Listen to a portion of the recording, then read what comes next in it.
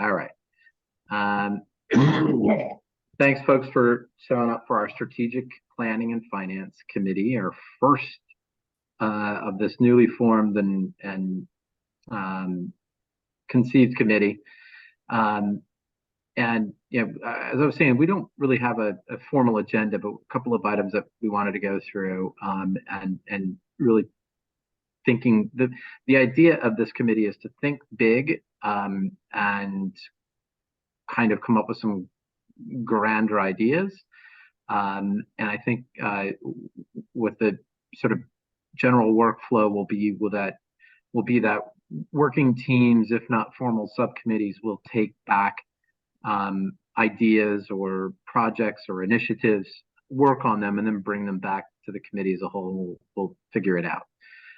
So, for example, one of the things that I've identified that personally I want to help work on and lead, whether it's a working group or a subcommittee or whatever, is an update of our building code, which is the last one. Let me try to drop it in the chat. Is dated from 2006. So there's quite a bit of work to be done there, I have no doubt. And I'm, those who have the architects and engineers experience, who might want to join in on that, would really appreciate it. But even if not, I think we can use our collective common sense to come up with some updates and some ideas to that within a general sort of principle framework around the aesthetics of the community. So that's one idea I had. I know Joel is interested in kind of a related idea, which is that when we have construction projects in the community, home constructions, that there be a requirement around a surety bond, effectively, so that homeowners can guarantee to the community that their builder is going to get the job done, and really so that their builder can guarantee that they're going to get the job done. The risk is that a homeowner hires a contractor, or a lot owner hires a contractor to build a house, they walk away. What recourse does that homeowner have? But then also, what recourse do we as a community have? We may not be direct beneficiaries of the bond in and of itself, but having that bond requirement there would potentially put us in a much better position to guarantee that a homeowner can get their project completed, and thus we don't have blight in the community. And Chris, why don't you talk about the transfer and construction stuff that you wanted to focus on, and any other ideas that you have, and then we'll just open it up to y'all and see where we go. Yeah, so I had two things that I wanted to tackle. The first is another go at revising the transfer and construction fee. A previous board tried to do that, and it failed with the voters. But I think we're leaving money on the table with our transfer and construction fee as it stands. I think there's an opportunity to revise that and bring it more into line with market rates in a way that doesn't unduly burden homeowners or have any impact on the real estate market. So, I mean, as I think most people on this call know, the TNC is our way of really raising money for capital projects outside of any kind of assessment or operating reserves.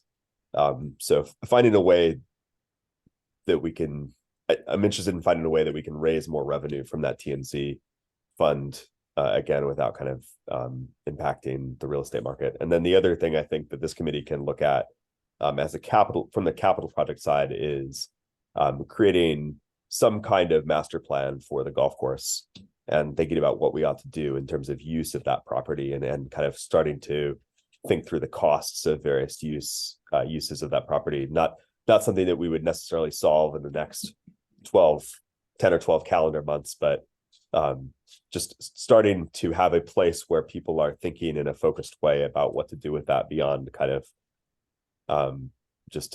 we bought that property in a very defensive way to keep others from buying it, but there's an opportunity there to use it in a way that can be good for the community and benefit community members. So those are two things I'm interested in. Okay. I think the mistake that we made when we looked at it as a board last time is we were comparing our rates, our transfer and construction rate to the other communities in the area. But I think the big plus now is we have so much more to offer than what the other communities have. No one has an indoor gym like the Entertainium. No one has a gorgeous pool or a gorgeous beach like we do. And I think we can capitalize on that, and people are going to want to pay for that to come into our community, which would then lower our operating costs, which would be a good thing.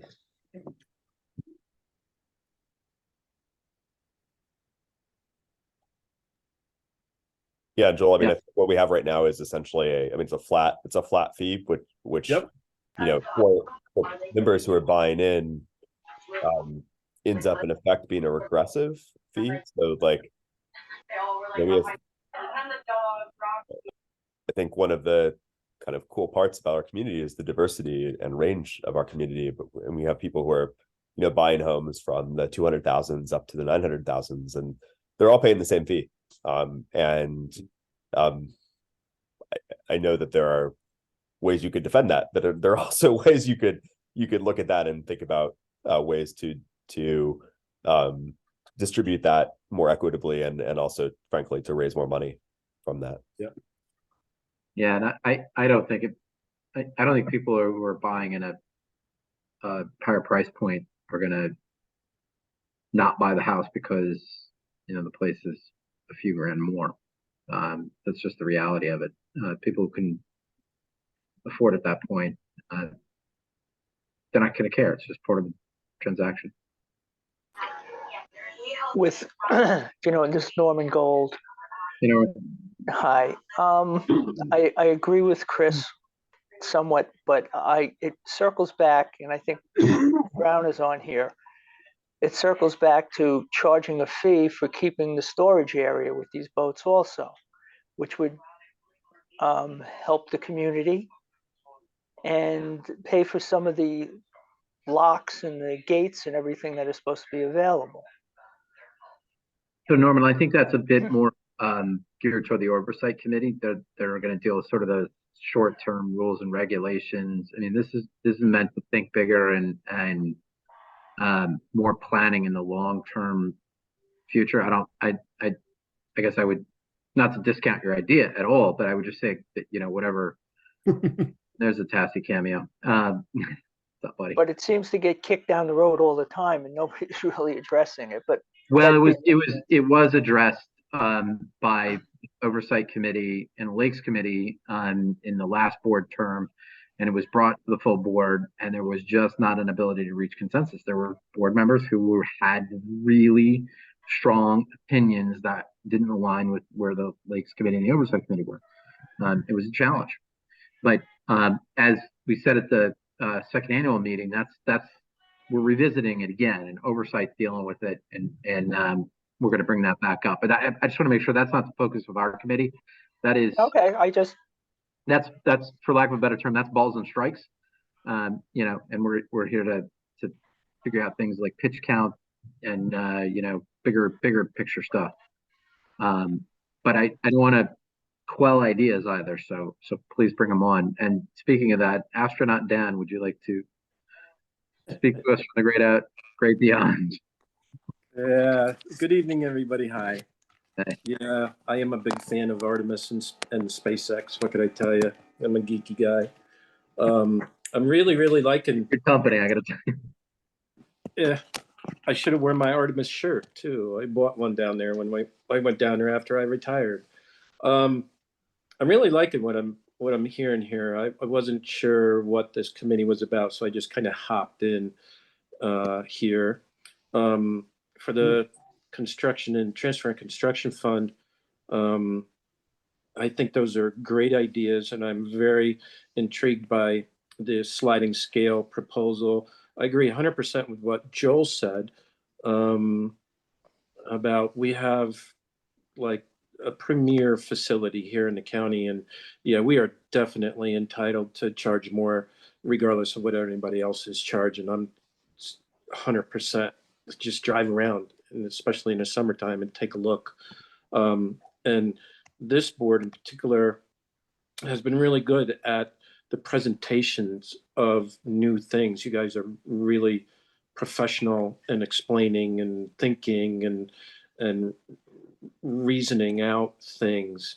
So I think that will probably be something that you guys can succeed at. The other thing is the golf course. You guys, Patrick and Chris, are new. I was co-chair of the golf course committee back then. So that's like, I still consider it my pet project. And we had a lot of good ideas, and I'm sure I still have some notes that I made at some of the meetings about suggestions of stuff that were presented.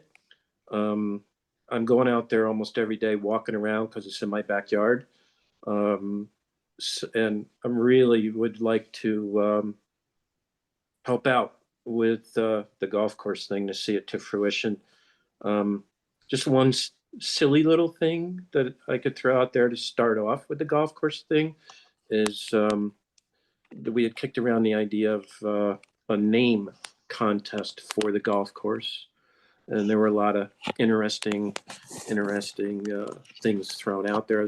Maybe we could start some excitement and maybe get some more participation with something like that. So that's all. And I'm pretty interested in where this committee's going to go. So I think you'll see a bit of me. Yeah, and I think that's great. And I think I would certainly welcome both some rebranding and some constructive ideas. When I'm thinking about the golf course, I don't have a particular vision for the golf course. I just, we periodically hear from members these ideas about, doing this thing or the other thing. And I think it's less a particular vision for it than creating some kind of committee to take action on it, to actually kind of bring those ideas together and figure out what's going to work and what might not work and what the cost would be for the various options, and start to just kind of take those plans seriously and treat that property as an asset to the community that we can actively use and create for people to enjoy in a serious way. So I would be super excited to work with you on that. Yeah, that'd be great. Some of the ideas were a little pricey, i.e. There was a baseball field proposed. Did some research on that, so you can be sure, it's kind of pricey, but I'm kind of thinking if we can just start with something that's relatively inexpensive, a trail, mow the grass, stuff like that. And your idea of putting benches along the trail is great. I mean, not expensive, Yeah, there's a couple of spots that would be nice to have a bench where there's a scenic overlook type of thing or something like that, or just a nice quiet area that could just be, maybe cut down some of the weeds and mow it and put a little bench and some stone or something in there. But the big part of it is to get people out there to see what it is, because they don't know what it is or what it could be. I'd like to try and help with that. That's awesome. And I think there's a good opportunity, Joel, to kind of partner with Helping Hands on that. And I think there are some things that are, like you said, Dan, like there are some ideas that are actually pretty capital intensive. And then there are some ideas where a few determined people with a couple of wheelbarrows could actually do a lot of good work in the course of a weekend, and maybe a couple 6-packs of Bud Light and get some work done. Hey, we can go for hard stuff. We can go for regular beer. We're doing a lot of manual work, so we can go for beer. Yeah, you guys all know I'm all over the volunteering work and the sweat equity. That's not a problem for me. Okay. I mean, that thing, if we set it up right, we can make it an all-season use. I mean, during the winter when there's snow on the ground, people can go cross-country skiing. They can go snowshoeing there. Chris, you can run a cross-country trail through there. You can create the Emerald Green Cross Country Club, country group, whatever. I have a question. Is this committee an actually formed committee? I mean, with residents who signed up? Yeah. Okay, so I'm not really a member of the committee. Would you like to be added? But We can add you to it. I would like to be added because I think this is a direction towards what I think needs to be done in the community. We can I've make had that. that feeling. I would like to add that I have a great concern about the quality of our water from the long-term situation with pollution, and the type of invasives that have occurred in most lakes, and not heavily in the mountain lakes here, but in lowland lakes, the plants that are there, when they get cut and mowed, and I know a lot of people have ideas, let's go in and cut. You can't select where a cutting instrument is going to go and cut a hydrilla, and every piece of hydrilla, a half-inch piece, becomes another huge plant, and before you know it, you don't have room to move. And in addition, the other type of groundwater situation, we have water draining into the lakes, and the gardening chemicals that go into our lakes. All these things have effect, and the state really is concerned about it, but they have not got a solution. I've kind of looked at that. In addition, I think there should be a technology long-term planning as to how we utilize technology in the community for betterment of the community and communication and management. And I've corresponded to Patrick on that. And I think long-term planning and prioritizing, as Patrick has brought up, would be a good direction for this committee. Regarding the golf courses, I have great concern for the people that live in the proximity of the golf course, because those people are concerned what we're going to put in, and I think they should definitely be given the opportunity to have a voice. So I just got something today from Tom Gantz about, I haven't distributed this yet. It's called Chloride Resources Clearinghouse aims to reduce salt concentrations in the environment. So I was going to send this out to everybody at the lakes. So like I said, I got this today and I've been running around. So I plan on doing that. So that would be something to address what you got. But I got to tell you one thing also, I think, talking about resources, we have Davies Lake, which is a gorgeous resource, but it looks like crap for a good 3 to 4 months of the season that we need to. I know Tom told me that when the town does redo their sanitation plant, that'll help clean that up. But we have a dam there that every time it pours up there, I get nervous that dam's going to breach. You know, I could be overreacting, but that's something that we have to make plans for. And also we have a lake it could be in trouble in a few years because there's so much silt coming in there. And in the brief 8 years that I've been up there, I've seen major changes into that lake where we've lost lake, where now it's just all dirt. So that's something else that we got to deal with. I know Michael was, looking into that and stuff. And I know Tom Gantz was looking into it. So that's another thing that we got to deal with. And it'll come to a head more because people, when they're using that gym, like right now, it looks gorgeous. But during the summer months of July and August, it's a swamp. So you don't want to be working in crisis with regard to things like that. You want to solve ahead of time with the knowledge that we have and the time that you can, so you don't get caught financially short on doing things like that. And in addition to that, with the water company, I don't know, do we as a community have the right to limit the outside use of the water? I mean, is it the water company that says we're going to take on an outside business, or is it the community that does that?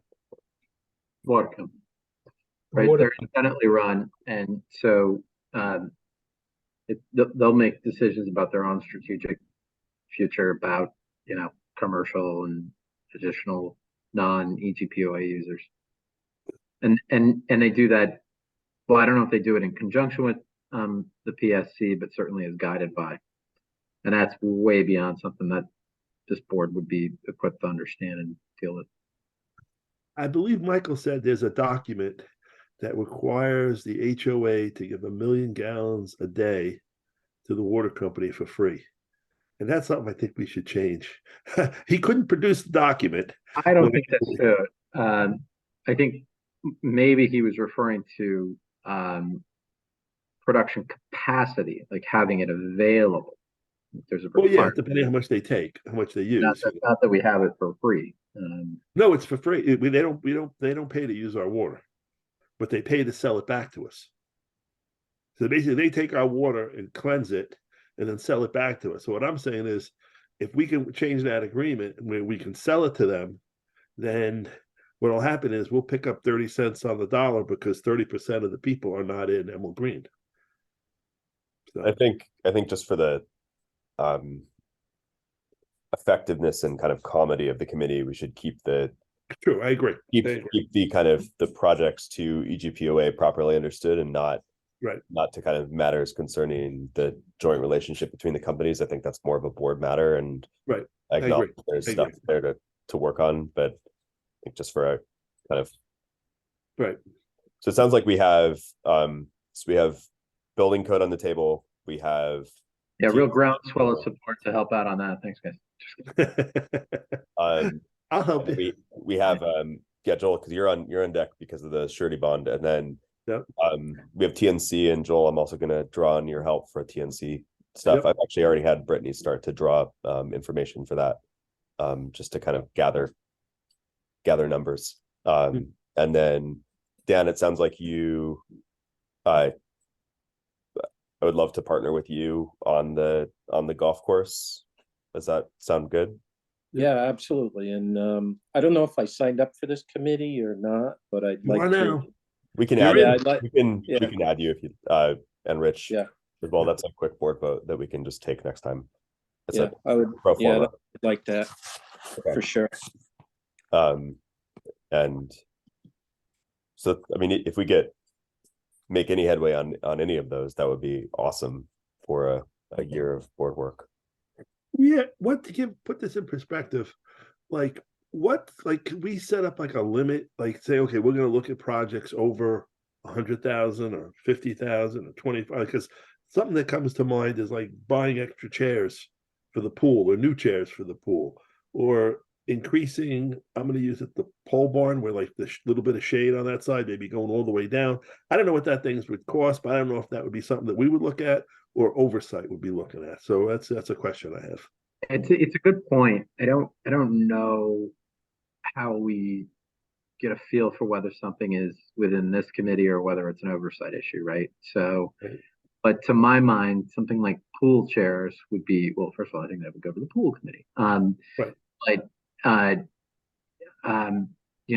take the pole barn ice rink question that's been batted around, was brought up by Halligan last year. If we were to think about something like that, I think that's a little bit more like this committee. I don't know. I think we'll know when we see it.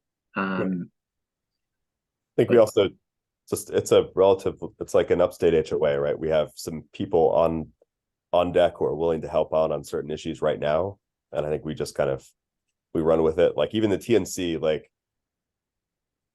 if we come up with good TNC numbers, Patrick, like we'll still have to then kick that over to bylaws to make sure that because that requires a bylaws change, and so that would have to work its way through at least two committees before it ever came before the board, and then we'll kind of see what happens at that point. But I feel like we have people who are like interested in this stuff right now. Like let's just go with it. And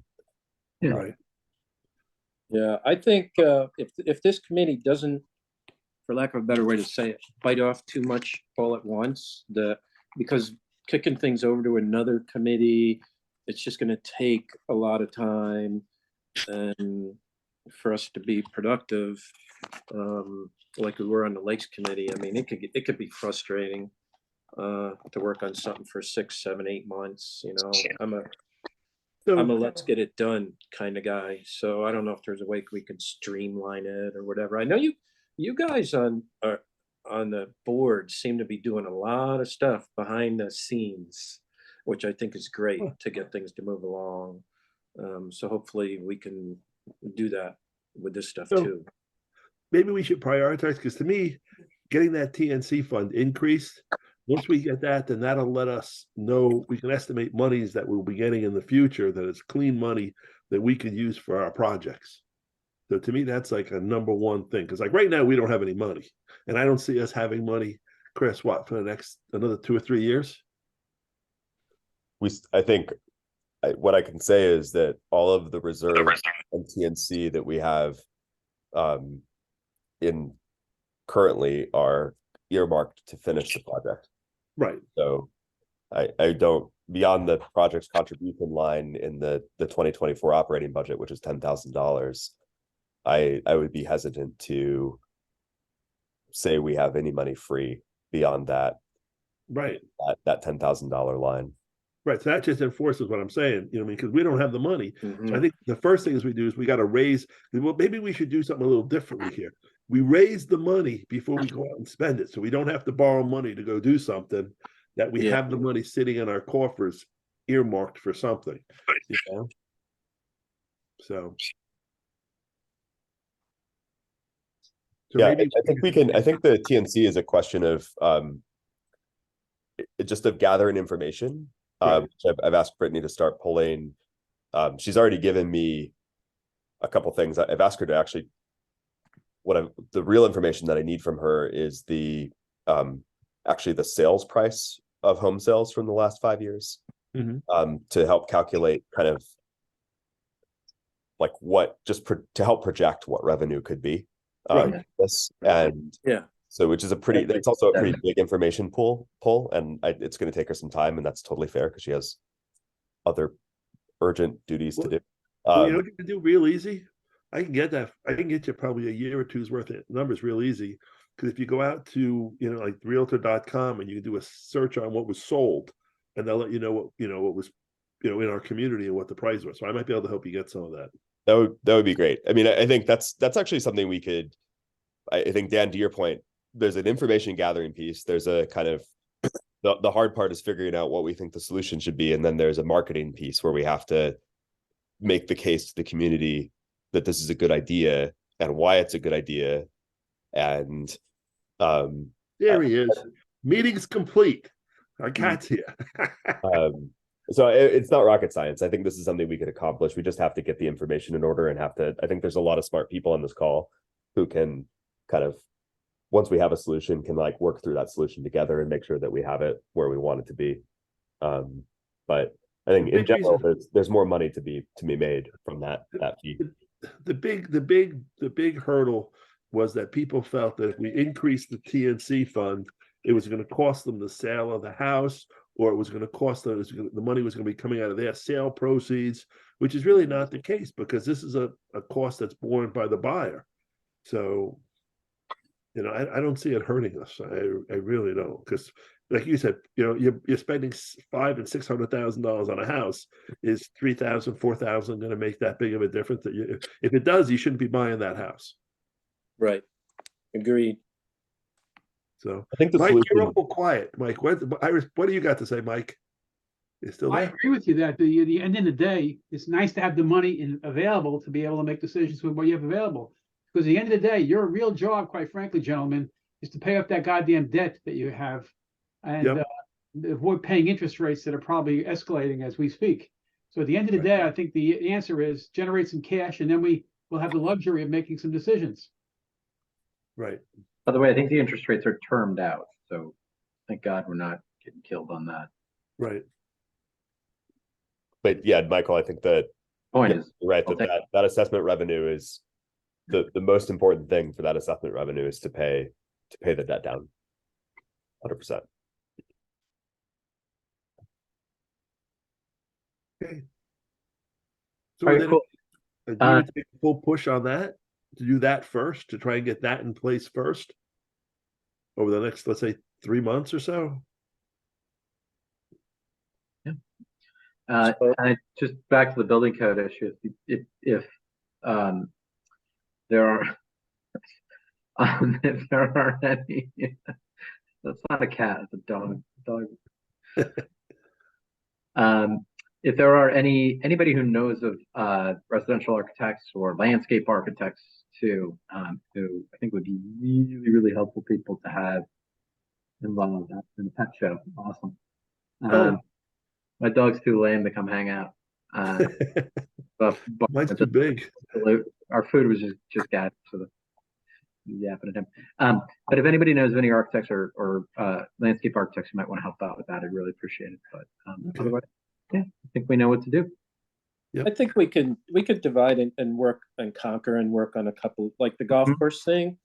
We shouldn't, we could still, Chris and I could still get together and make ideas and that's a great point, Dan. That's sort of like the takeaway here, right? Is that let's go off with the ideas and the initiatives that folks are interested in doing, and let's plan to meet, like, let's say once a month, and then just sort of visit with each other on what we've been working on.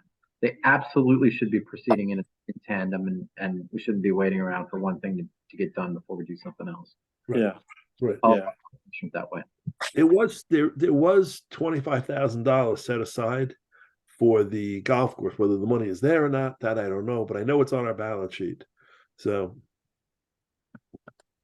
my only thing about, I think the money is gone, so to speak, for lack of a better term. But one of the, I don't know how important it really is, because to try and keep the ATVs and the trucks and stuff out of there, the Jeeps and whatnot that occasionally go down there. But I don't know how much, honestly, with it being right in my backyard, one of the fairways, and now that I'm retired, I see quite a bit of it and I spend more time. I don't know how really critical that the fences are and the gates and stuff, because that was voted and approved right 2 years ago.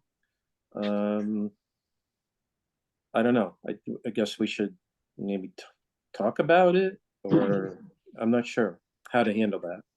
But that area is so big that if we gate one area, they're just going to go around it. Well, width-wise, yeah, but there's other ways to restrict access other than spending a lot of money on gates. We got a lot of rocks. We got a lot of big rocks. We have rocks, and we have equipment to move them. And we even have people that aren't paid a salary that know how to work equipment. Okay. And take care of stuff like that. But yeah, to make it safer, we should try to restrict vehicle access. But Chris and I can talk about that. I'm thinking maybe, Chris, I'll reach out to you maybe tomorrow or something, and we can kick around some ideas. And if you're up for it, maybe go for a hike or something. Okay. Oh, I'd like to do that when you do it. I think Chris, I'm going to be up.